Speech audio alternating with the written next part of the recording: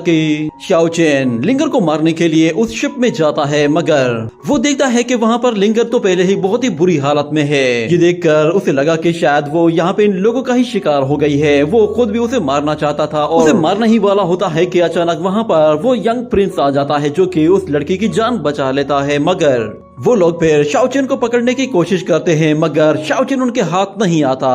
और हमें वहाँ पे ये भी पता चलता है कि उस लड़की को मारने की कोशिश गू फैमिली के जनरल ने की थी, क्योंकि उन लोगों का यंग प्रिंस तो अब उस लड़की के पीछे लट्टू हो गया था और उसे मालूम ही नहीं था कि वो यहाँ पर किस मकसद के लिए आया है। और शाओ चेन उन लोगों से किसी तरह बचकर वहाँ से निकल जाता है और गलती से एक ऐसी गुफा के अंदर चला जाता है जहाँ पर उसे बहुत ज्यादा क्रिस्टल्स नजर आते हैं। शाओ चेन ये देखकर समझ जाता है कि इन क्रिस्टल्स के अंदर ड्रैगन एसेंस मौजूद है। ये देखते ही वो उसकी पावर को एब्जॉर्ब करते हुए उस क्रिस्टल को फौरन से बाहर निकाल लेता है, मगर वहाँ पर अचानक उसे कुछ आवाजें सुनाई देती हैं। वहाँ में झांक कर देखता है तो उसे नजर आता है कि कुछ स्केलेटन डीमंस भाग रहे हैं और उनके पीछे एक बहुत ही खतरनाक मॉन्स्टर पड़ा हुआ है। वो 3 स्केलेटन डीमन बिल्कुल ह्यूमंस की तरह ही लग रहे होते हैं और उनके पीछे आने वाला डीमन वो भी काफी ज्यादा खतरनाक था। वो उन लोगों पर एक बहुत ही जोरदार एनर्जी अटैक कर देता है, जिसे देखकर वो तीनों के तीनों डीमन बहुत ही ज्यादा डर जाते हैं। और इस तरह शाओ चेन कहता है कि ये बीस्ट इन स्केलेटन्स को क्यों चेस कर रहा है। इतने में हमें दिखाया जाता है कि वो डीमन अचानक एक स्केलेटन पर हमला करता है तो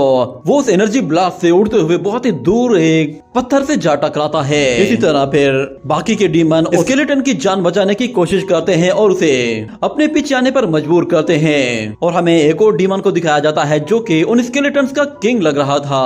वो भागते भागते अचानक शाओ चेन के ऊपर से गुजरता है तो उसकी नजर शाओ चेन पर पड़ जाती है, जिसकी वजह से वो वहीं पे ही रुक जाता है और उसे गौर से देख रहा था। ये देखकर शाओ चेन कहता है कि अभी तो इसकी अपनी जान खतरे में है, मुझे नहीं लगता कि ये इस वक्त मुझ पर हमला करेगा। और इस तरफ वो डीमन जैसे ही उस जायंट बीस्ट को देखता है वो उसके एक स्केलेटन साथी को मारने वाला है।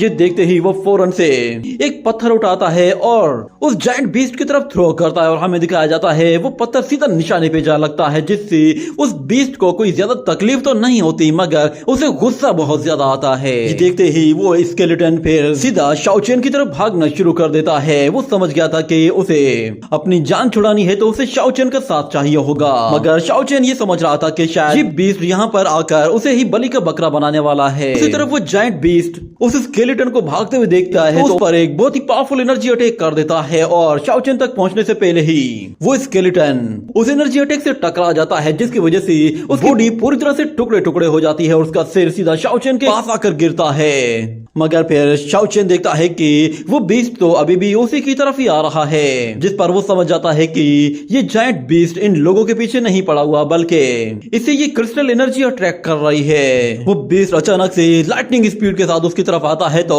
शाओ चेन अपनी जान बचाने के लिए ऊपर की तरफ चला जाता है। ये देखते ही वो बीस्ट फिर से उस पर हमला करने के लिए उसके जैसे ही करीब आता है तो शाओ चेन उस पर हमला करने के लिए दोबारा से एक लंबी जंप लगाता है और अपने क्रिस्टल के जरिए उस पर एक बहुत ही जोरदार अटैक करता है और क्रिस्टल उसकी बॉडी के अंदर घुसा देता है, जिससे उस जायंट बीस्ट को बहुत ज्यादा तकलीफ होती है और वो जोर जोर से झटपटाने लगता है। मगर शाओ चेन उसकी पीठ पर से नहीं उतरता, ना ही वो उस क्रिस्टल को छोड़ता है। इस तरफ वो जायंट बीस्ट अपने आप को बचाने के लिए झटपटाते हुए अपनी बॉडी से लाइटनिंग एनर्जी को रिलीज करना शुरू कर देता है, मगर उससे भी शाओ चेन को कोई फर्क नहीं पड़ता। वो अपने क्रिस्टल के साथ उसी जगह बना रहता है। मगर वो जायंट बीस्ट फिर उड़ते हुए वहां से दूर निकलकर शाओ चेन को नीचे गिराने की कोशिश करता है तो शाओ चेन फिर से अपनी वो क्रिस्टल सोड निकालकर दोबारा से उसकी बॉडी पर वार करना शुरू कर देता है। पर अचानक वो बीस्ट जैसे ही पलटता है तो शाओ चेन उसकी बॉडी से नीचे उतर जाता है, मगर वो देखता है कि वो खूंखार बीस्ट तो पलक झपकते ही उसके बेहद करीब आ गया है। ये देखते ही वो अपने क्रिस्टल को सामने लाकर एक बहुत बड़ा बैरियर बना लेता है, जिसे वो बीस्ट तोड़ने की पूरी कोशिश करता है। उसके पंजे ही इतने ज्यादा खतरनाक होते हैं कि वो शाओ चेन को पीछे पुश कर रहे होते हैं, मगर वो अपना बैरियर पूरी तरह से बनाए हुए होता है। उसे मालूम था कि अगर ये बैरियर टूट गया तो वो मॉन्स्टर उसे कच्चा चबा जाएगा, मगर उसके अंदर इतनी ज्यादा स्ट्रेंथ नहीं थी कि वो उस मॉन्स्टर का मुकाबला कर सके, जिस पर वो कहता है कि मैं इसे ज्यादा देर तक होल्ड नहीं कर पाऊंगा। और इस तरफ हमें दिखाया जाता है वो बीस्ट अचानक से अपनी थर्ड आई को ओपन ड्रेन कर देता है जो कि उसके फोरहेड पे लगी हुई थी। वो उससे एनर्जी क्रिएट करना शुरू करता है और शाओ चेन पर हमला करने वाला था, मगर अचानक हमें दोबारा से उस स्केलेटन डीमन को दिखाया जाता है। उसका सिर अपने आप ही मूवमेंट करना शुरू कर देता है और वहां पे पड़ा हुआ उसका हाथ अचानक से उसके कंट्रोल में आ जाता है और वो अपने उसी हाथ के जरिए उस डीमन पर एक बहुत ही जोर से पंच मारता है, जिससे वो उसके आई अटैक को पूरी तरह से दूसरी डायरेक्शन की तरफ डाइवर्ट कर देता है। और यहाँ पर शाओ चेन को थोड़ा सा मौका मिल जाता है और वो अपनी शील्ड को और भी ज्यादा मजबूती से पकड़कर उस बीस्ट को अपने आप से दूर हटाने की कोशिश करता है, मगर वो जायंट बीस्ट उसे किसी सूरत छोड़ने वाला नहीं था। ये देखने के बाद हम दोबारा से उन स्केलेटन डीमंस को देखते हैं। वो अपनी बॉडी को दोबारा से जोड़ना शुरू कर देता है और दो स्केलेटन डीमंस तो उस जायंट बीस्ट को आकर पैरों से पकड़ लेते हैं ताकि वो वहां से कहीं जा ना सके। और इस तरफ वो किंग स्केलेटन अपनी बॉडी को पूरी तरह से जोड़ने के बाद सीधा उस जायंट बीस्ट की पीठ पर आकर उस पर एक बहुत ही जोरदार अटैक कर देता है, जिससे वो उस बीस्ट को बहुत ही बुरी तरह से घायल कर देता है। इसके एक ही अटैक से वो बीस्ट पूरी तरह से बेहोश हो गया था। ये देखकर तो शाओ चेन भी हैरान रह गया था। उसे पता चल गया था कि ये तीनों के तीनों बीस्ट काफी इंटेलिजेंट हैं। और फिर हमें दिखाया जाता है कि उस जायंट बीस्ट का शिकार करने के बाद वो तीनों के तीनों स्केलेटन उसके बिल्कुल पास आते हैं और उसकी बॉडी को काटते हुए उसकी बॉडी के अंदर से कुछ क्रिस्टल्स बाहर निकाल लेते हैं। और शाओ चेन कहता है कि अच्छा तो ये बात है, ये बीस्ट इन स्केलेटन्स को मारना नहीं चाहता था, बल्कि ये स्केलेटन्स इस बीस्ट का शिकार करना चाहते थे और इसके लिए उन लोगों ने मुझे यूज किया है। और ये लोग इन क्रिस्टल्स की खातिर इन बीस्ट को मार रहे हैं। जरूर इन क्रिस्टल्स में कोई ना कोई खास बात है जिसके लिए ये बीस्ट का शिकार कर रहे हैं। हमें दिखाया जाता है कि वो तीनों के तीनों आपस में एक एक क्रिस्टल बांट लेते हैं और फिर उसी क्रिस्टल की मदद से वो लोग अपनी एनर्जी को चार्ज करना शुरू कर देते हैं। ऐसा लग रहा था कि जैसे वो भी कल्टीवेटर्स की तरह ही अपनी पावर्स को बढ़ा सकते हैं। ये देखकर शाओ चेन कहता है कि ये सच में बहुत ही ज्यादा अजीब है। ये तीनों ना सिर्फ स्ट्रॉन्ग हैं बल्कि ये स्पिरिचुअल पावर को यूज भी करना जानते हैं। मेरे लिए बेहतर यही है कि मैं इन तीनों को बिल्कुल भी ना उकसाऊं और इनसे जितना जल्दी हो सके दूर चला जाऊं। हमें दिखाया जाता है एक मंकी स्केलेटन जब शाओ चेन को देखता है तो शाओ चेन उन लोगों से दूर जा रहा था। ये देखते ही अचानक उसके पैरों से तो क्रिस्टल्स नीचे गिर जाते हैं, जिसे देखते ही स्केलेटन मंकी काफी हैरान हो जाता है और फिर वो समझने लगता है कि शायद शाओ चेन के पास इस तरह के बहुत सारे क्रिस्टल्स होंगे। अगर उसे एक जोरदार लाइटिंग का झटका दिया जाए तो पूरे के पूरे क्रिस्टल्स उसकी बॉडी से बाहर निकल आएंगे।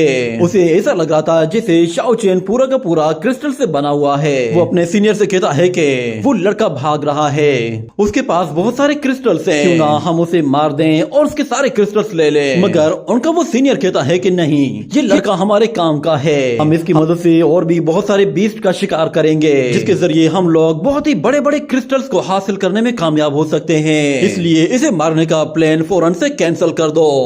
मगर वो मंकी स्केलेटन कहता है कि हम लोग इसे भी तो मारकर इससे बहुत सारे क्रिस्टल्स ले सकते हैं। ये सुनते ही वो सीनियर गुस्से में आकर उसे एक जोर से थप्पड़ मारता है और उसकी खोपड़ी घुमा देता है। यहाँ से ये बात पता चल रही होती है कि ये लोग न सिर्फ ह्यूमंस की तरह ही इंटेलिजेंट है बल्कि उनकी तरह ही चालाक भी हैं और प्लानिंग बनाकर काम कर सकते हैं। अगले सीन में हमें फिर से शाओ चेन को दिखाया जाता है जो कि उन स्केलेटन डीमन से दूर कहीं जा रहा होता है। उसे यहाँ के रास्तों के बारे में कोई मालूमात नहीं थी, वो बस कोई भी रास्ता चुनकर वहाँ से सीधा निकल पड़ता है और वहाँ पे हमें उन डीमंस को दिखाया जाता है। वो स्केलेटन डीमन उसका पीछा कर रहे थे और शायद शाओ चेन को इसके बारे में कोई भी आइडिया नहीं था। ऐसा लग रहा था कि जैसे वो स्केलेटन डीमन जानबूझकर उसका पीछा कर रहे हैं ताकि शाओ चेन को उसके बारे में पता भी ना चले और वो लोग अपना काम आसानी से कर सके। मगर जैसे जैसे वो लोग आगे जाते हैं तो अचानक उन्हें दिखता है कि शाओ चेन तो कहीं गायब हो गया है। ये देखकर वो लोग काफी सरप्राइज होते हैं कि ये लड़का कहाँ चला गया। मगर अचानक शाओ चेन उनके बीच में आ पहुंचता है और कहता है कि तुम लोग मुझे काफी देर से फॉलो कर रहे हो, जरूर तुम लोगों के पास कुछ ना कुछ तो है जो तुम मुझसे करवाना चाहते हो। तो वो किंग डीमन उसे कुछ बताने की कोशिश करता है और अपने हाथ पैर हिलाना शुरू कर देता है। उसकी लैंग्वेज अजीब सी होती है जिसकी वजह से शाओ चेन को कुछ भी समझ में नहीं आता। मगर शाओ चेन कहता है कि क्या तुम ये कहना चाहते हो कि इस रास्ते में एक और खतरनाक बीस्ट है और मुझे वहां नहीं जाना चाहिए। हमें वहां पर एक कौवे को दिखाया जाता है जो कि एक दरख्त की टहनी पर बैठा हुआ होता है। वो शाओ चेन को काफी गौर से देख रहा था और दूसरी तरफ हमें गो फैमिली के मास्टर को दिखाया जाता है। वो अपने सोल्जर्स के साथ शाओ चेन को ढूंढते ढूंढते थक गया था और वो कहता है कि उस कमीने को ढूंढते ढूंढते हमें आधे दिन से भी ज्यादा टाइम गुजर गया है और अभी तक उसका कोई नामो निशान तक नहीं मिला।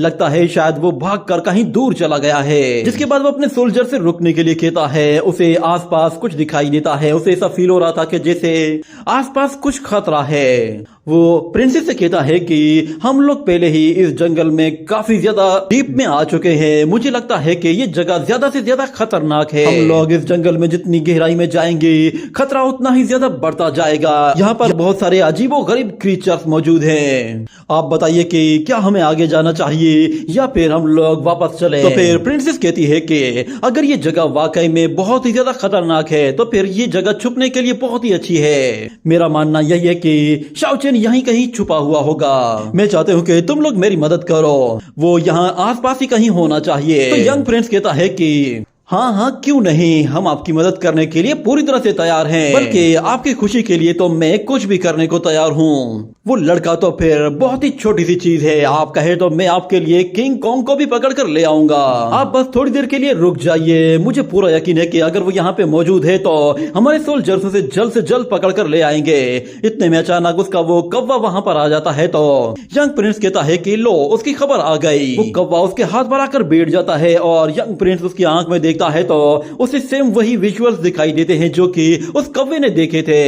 उसे देखने के बाद यंग प्रिंस समझ जाता है कि वो लड़का यहाँ आसपास ही मौजूद है और वो प्रिंसेस को भी बता देता है कि हमारा शिकार यहीं कहीं मौजूद है, हमें उसे जल्द से जल्द ढूंढना चाहिए। और इस तरफ हम देखते हैं कि शाओ चेन उन स्केलेटन डीमंस के साथ एक एग्रीमेंट कर लेता है और उनसे कहता है कि अगर तुम लोगों को एक खतरनाक बीस्ट को मारने में मसला आ रहा है तो मैं तुम्हारी उसमें मदद करूंगा, मगर मेरी एक शर्त है, मुझे भी तुम लोगों की मदद की जरूरत पड़ेगी। जब मैं खतरे में होऊंगा तो तुम लोग उस वक्त मेरी मदद करोगे।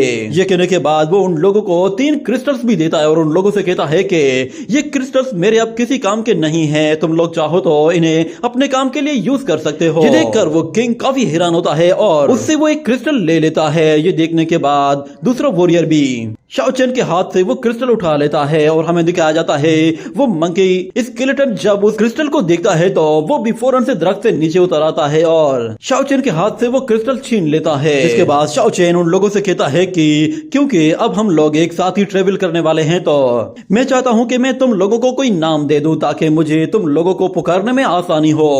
और वैसे भी तुम सारे के सारे इमोर्टल डीमंस हो और तुम लोग उन 10 इमोर्टल किंग्स की तरह ही दिखते हो जो कि लेजेंड ऑफ इमोर्टल स्टोरी में बताए गए थे, मगर तुम्हारे नाम तो कुछ ना कुछ रखने ही पड़ेंगे। वो उस किंग से कहता है कि मैं तुम्हें किंग यामा कहूंगा और दूसरे से कहता है कि मैं तुम्हें किंग गुआंग कहूंगा। और फिर वो उस छोटे से स्केलेटन के पास जाता है और उससे कहता है कि तुम तो उस किंग ऑफ रीइंकार्नेशन जैसे हो, यानी कि वो उसे इनडायरेक्टली मंकी किंग कह रहा था। मगर अचानक उस मंकी को कुछ फील होता है जिस पर वो उन लोगों से थोड़ा दूर हटकर जमीन में अपने कानों के जरिए किसी आहट को सुन रहा होता है। जिस पर शाओ चेन कहता है कि क्या हुआ, क्या कोई मसला है? तो वो मंकी अपने हाथों के जरिए इशारा करते हुए कहता है कि कोई चलते हुए यहाँ आ रहा है। ये सुनते ही शाओ चेन समझ जाता है कि ये जरूर वही गू फैमिली और वो यंग प्रिंसेस होगी। वो लोग अभी भी मुझे ढूंढ रहे हैं और हर सूरत वो लोग मुझे पकड़कर यहाँ से ले जाना चाहते हैं। वो किंग यामा से कहता है कि कुछ देर पहले तुम लोगों ने मेरे ऊपर उस बीस्ट के जरिए हमला करवाया था, इसलिए अब मैं चाहता हूँ कि तुम लोग मुझे एक और छोटी सी फेवर दो। ये कहते ही वो उसे जैसे ही हाथ लगाता है तो वो डीमन डर जाता है। उसे लगा कि शायद शाओ चेन उन्हें फिर से बलि का बकरा बनाने वाला है। अगले सीन में हमें दोबारा से गू फैमिली के यंग मास्टर को दिखाया जाता है। वो कहता है कि लगता है कि शायद हम लोग यहाँ पर आने में काफी लेट हो गए हैं। वो यहाँ से भी निकल गया है मगर वहाँ पर उन्हें कुछ राख दिखाई देती है। ऐसा लग रहा था कि जैसे उस आग को अभी कुछ देर पहले ही बुझाया गया हो। ये देखकर वो यंग प्रिंस कहता है कि लगता है शायद वो लोग अभी भी यहीं कहीं होंगे। वो अपने सोल्जर्स को ऑर्डर देते हुए कहता है कि चारों तरफ फैल जाओ और ढूंढो कि वो कहाँ है। ये सुनते ही वो सारे के सारे सोल्जर्स चारों तरफ फैल जाते हैं और इस तरफ लिंगर वो भी आसपास ढूंढने की कोशिश करती है और जैसे जैसे वो आगे जा रही होती है तो वो यंग प्रिंस भी उसे सपोर्ट करने के लिए उसके आसपास ढूंढना शुरू कर देता है। और इतने में हमें फिर एक और वॉरियर को दिखाया जाता है जो कि उन स्केलेटन डीमंस के करीब जा रहा था। अचानक एक स्केलेटन डीमन का हाथ उसके पास आकर गिरता है जिसे देखकर वो पहले तो थोड़ा सा डर गया था, मगर जब वो देखता है कि ये बस एक मामूली सा हाथ है तो वो गुस्से में आकर कहता है कि ये किस कुत्ते का पंजा है। ये कहते ही वो उस हाथ को लात मारकर जोर से उठाकर दूर फेंक देता है जो कि सीधा उस यंग प्रिंस के पास जा गिरता है, मगर वहाँ पे जमीन से एक और हाथ बाहर निकला था, जिस पर वो यंग प्रिंस भी डर जाता है और अपने उस सोल्जर से कहता है कि क्या तुम अंधे हो गए हो, तुम्हें नजर नहीं आता? तो वो सोल्जर कहता है कि मुझे माफ कर दीजिए, मुझसे गलती हो गई, मैं आइंदा ऐसा नहीं करूंगा। इतना कहने के बाद अचानक से वहाँ पर बहुत ही तेज हवा चलना शुरू हो जाती है। ये देखकर वो लोग घबरा जाते हैं कि अचानक से यहाँ पर ये तेज हवाएं कहाँ से आ गई। वो सब लोगों से कहता है कि जरा संभल कर रहना, वो लोग यहाँ कहीं आसपास ही हैं। और फिर हमें शाओ चेन को दिखाया जाता है, वो अपने उन स्केलेटन डीमंस के जरिए उन पर हमला करवा देता है। उस डीमन को अपनी तरफ आता हुआ देखकर वो यंग प्रिंस जैसे अपनी सोर्ड निकालता है तो दूसरी तरफ एक डीमन जमीन से उसका पैर पकड़ लेता है, जिस पर वो भी हैरान हो जाता है और उसका ध्यान नहीं जाता, मगर वो किंग यामा पूरी पावर के साथ उसकी तरफ आते हुए उस पर एक जोरदार अटैक कर देता है, जिससे उसे बहुत ज्यादा तकलीफ होती है। यहाँ तक कि उसने अपने पंजे उसके सीने में गाड़ दिए थे।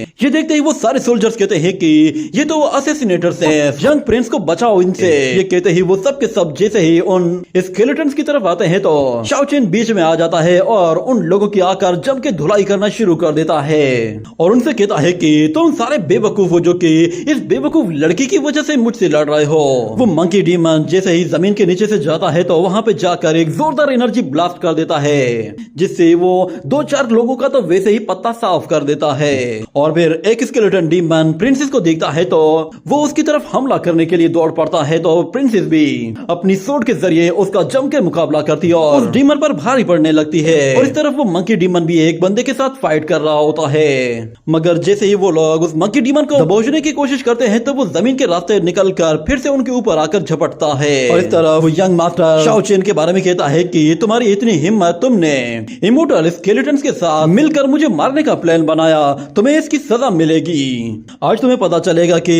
गू फैमिली का यंग मास्टर क्या कर सकता है। मैं तुम्हें इतना तड़पाऊंगा कि तुम खुद अपनी मौत के लिए भीख मांगोगे मुझसे। ये कहते ही वो फिर से 8 स्क्रॉल टेक्निक का इस्तेमाल करता है और हमें दिखाया जाता है वो सारे के सारे स्क्रॉल्स उसके आसपास एक्टिवेट हो जाते हैं और सब अटैक करने के लिए पूरी तरह से रेडी थे। और इस तरफ किंग यामा अपना हैंड जैसे ही लिंगर की तरफ थ्रो करता है तो वो सीधा उसका हाथ जाकर पकड़ लेता है और दूसरा डीमन उसका फिर दूसरा हाथ पकड़ता है। इतने में उसके हाथ से सोर्ड गिरती है तो वो सोर्ड को अपने पैरों से बहुत ही जोर से लात मारकर उस डीमन को मारने की कोशिश करती है, मगर वो उससे बच जाता है। और वो मंकी डीमन और वो दूसरा डीमन दोनों ही एक साथ मिलकर फिर उसके साथ फाइट करने की कोशिश करते हैं, मगर लिंगर अकेली ही उन दोनों पर भारी पड़ने लगी थी। वो उस हाथ को अपनी तरफ आते हुए देखती है तो वो दोबारा से उस हाथ से अपने आप को बचा लेती है। इतने में वो मंकी दोबारा से जमीन से आकर उसका पैर पकड़ लेता है, मगर लिंगर उसे एक जोर से लात मारते हुए जमीन से निकालकर बाहर फेंक देती है और फिर अपने सोर्ड स्किल्स का इस्तेमाल करते हुए उन डीमंस को खुद से ज्यादा दूर हटाने की कोशिश करती है। और इस तरफ शाओ चेन एक बंदे को डॉच करते हुए दूसरे को बहुत ही जोर से आकर मुंह पे लात मारता है, जिससे वो उसे उठाकर दूर फेंक देता है और फौरन से उस यंग मास्टर की तरफ जाता है, जिसे देखकर वो यंग मास्टर भी काफी ज्यादा खुश हो रहा था, जैसे कि उसने शाओ चेन के लिए कुछ अलग से ही प्लान बना कर रखा हो। मगर शाओ चेन आते साथ ही उसके स्क्रॉल पर ही हमला कर देता है, जिसकी वजह से वहां पर एक जोरदार धमाका होता है और शाओ चेन वापस पीछे चला जाता है। और हमें दिखाया जाता है कि शाओ चेन के अटैक की वजह से वो स्क्रॉल पूरी तरह से टुकड़े टुकड़े हो गया था और फिर सबके सब वापस से रीयूनाइट होते हैं और अपनी अपनी टीम्स की तरफ चले जाते हैं। और वो यंग मास्टर फिर शाओ चेन से कहता है कि सच में मैंने तुम्हें कमजोर समझने की गलती की है, मगर अब वक्त आ गया है कि मैं अपनी ट्रू एबिलिटी शो करूं। ये कहने के बाद वो फिर से एक स्क्रॉल का इस्तेमाल करते हुए अपनी 8 स्क्रॉल टेक्निक को यूज करता है। वो स्क्रॉल इतने ज्यादा बड़े होते जा रहे होते हैं कि उस पूरे के पूरे ग्राउंड में फैलना शुरू हो जाते हैं, एक डायरेक्शन से दूसरी डायरेक्शन और दूसरी डायरेक्शन से फिर तीसरी डायरेक्शन की तरफ जाते हुए वो पूरे के पूरे ग्राउंड को कवर करने लगे थे। कुछ ही देर में हमें दिखाया जाता है कि वो सारे के सारे स्क्रॉल्स एक साथ मिलकर एक बहुत ही बड़ा स्क्रॉल डोमेन बना देते हैं। अब शाओ चेन के पास बहुत ही कम स्पेस बचा था और वो यंग मास्टर अब जब चाहे अपने स्क्रॉल से जहां से भी चाहे हमला कर सकता है, क्योंकि वो पूरा का पूरा अब उसका अपना जोन बन गया था। इस तरफ शाओ चेन उन स्केलेटन डीमंस से कहता है कि इन स्क्रॉल्स में अलग अलग तरह के वेरिएशंस हैं, इसलिए जरा संभल कर रहना।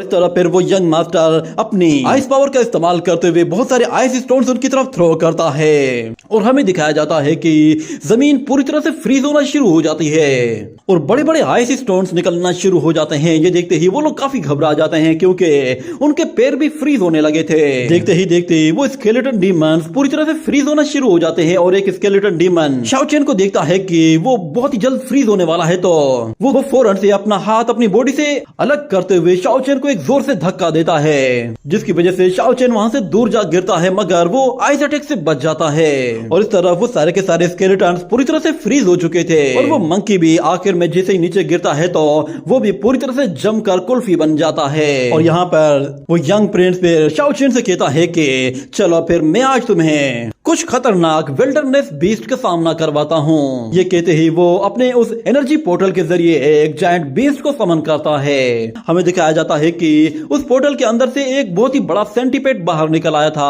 वो सेंटीपेड आते साथ ही शाओ चेन की तरफ लपकना शुरू कर देता है। एक तो उसका साइज बहुत ज्यादा बड़ा होता है और ऊपर से वो जमीन के अंदर भी जा सकता था, जिसकी वजह से शाओ चेन को उससे लड़ने में बहुत ज्यादा दिक्कत आने वाली थी। वो centipede Aahista Aahista Shao chain को कवर करना शुरू कर देता है। वो उसके भागने के सारे रास्ते बंद कर देता है और उसे पूरी तरह से घेर कर उसका शिकार करना चाहता था। इस तरफ वो यंग मास्टर कहता है कि चलो मेरे आगे झुक जाओ वरना तुम्हारे सामने तुम्हारी मौत खड़ी है, और वैसे भी इस जायंट सेंटीपेड से लड़ना तुम्हारे बस की बात नहीं है, ना ही तुम मेरा मुकाबला कर सकते हो। इसलिए अपने दिल से ये ख्याल निकाल दो कि तुम यहाँ से बचकर जिंदा भाग पाओगे। ये कहने के बाद अचानक वो फिर से अपनी आइस पावर का इस्तेमाल करते हुए शाओ चेन को पूरी तरह से एक जगह लॉक कर देता है और ऊपर से एक और क्रिस्टल उसकी तरफ आ रहा होता है, जिसे देखते ही शाओ चेन काफी डर जाता है, मगर वो स्केलेटन डीमन अपने हैंड के जरिए उस स्टोन को एक जोर से हिट करता है, जिससे वो हैंड पूरी तरह से चकनाचूर हो जाता है और साथ में वो आइस स्टोन भी डिस्ट्रॉय हो गया था। ये देखकर शाओ चेन बिल्कुल हैरान सा रह गया था। उस स्केलेटन डीमन ने खुद अपनी जान की परवाह ना करते हुए शाओ चेन की जान बचा ली थी। ये देखकर उसे अब बहुत ज्यादा गुस्सा आने लगा था, क्योंकि पहले ऐसा कभी भी नहीं हुआ कि शाओ चेन के लिए कभी किसी ने ऐसी कुर्बानी दी हो। उसने आज अपने एक दोस्त को खो दिया था। और इस तरफ वो यंग मास्टर फिर से एक क्रिस्टल का अटैक करता है, जो कि शाओ चेन की आंख के बिल्कुल पास जाकर रुक जाता है। ऐसा लग रहा था कि जैसे शाओ चेन ने उसे अपनी पावर के जरिए या फिर अपने ओरा के जरिए पकड़ लिया था। ये देखते ही वो यंग प्रिंस कहता है कि सच में तुम्हें मारना इतना भी आसान नहीं है, मगर तुम वैसे भी मरना डिजर्व करते हो। ये कहने के साथ ही वो जायंट सेंटीपेड के जरिए उस पर हमला करने के लिए करीब आता है, तो शाओ चेन कहता है कि बस अब बहुत हो गया, तुम लोग हर जगह मेरा पीछा करते हो और मुझे मारना चाहते हो, तो इसलिए अब तुम लोगों को भी मरना होगा। ये कहते ही वो अपने हाथ से एक पावरफुल एनर्जी जनरेट करते हुए उस पूरी की पूरी आइस वॉल को पूरी तरह से खत्म करके रख देता है। शाओ चेन की पावर देखकर वो यंग प्रिंस भी काफी सरप्राइज होता है, मगर वो कहता है कि इसका कोई भी फायदा नहीं, तुम चाहे कुछ भी कर लो, मगर आज तुम यहाँ से जिंदा जाने वाले नहीं हो। वो सेंटीपेड उसे चारों तरफ से घेरे हुए होता है। बस उसे इंतजार था जैसे ही वो यंग प्रिंस हमला करने के लिए कहेगा, वो सेंटीपेड उस पर टूट पड़ेगा। और जब तक उसे ऑर्डर नहीं मिल जाता तब तक वो शाओ चेन के आसपास काफी तेजी के साथ मूवमेंट कर रहा होता है, मगर शाओ चेन को उसका कोई भी डर नहीं था। ऐसा लग रहा था कि जैसे उसने अपने माइंड में ही कोई प्लान बना लिया हो। वो कहता है कि मैं यहाँ पर बहुत लंबे टाइम से हूँ, अब मुझे एक ब्रेक की जरूरत है। ये कहने के साथ ही वो फौरन से अपनी सोर्ड निकाल लेता है और उसी के साथ ये एपिसोड यहीं पे ही एंड हो जाता है।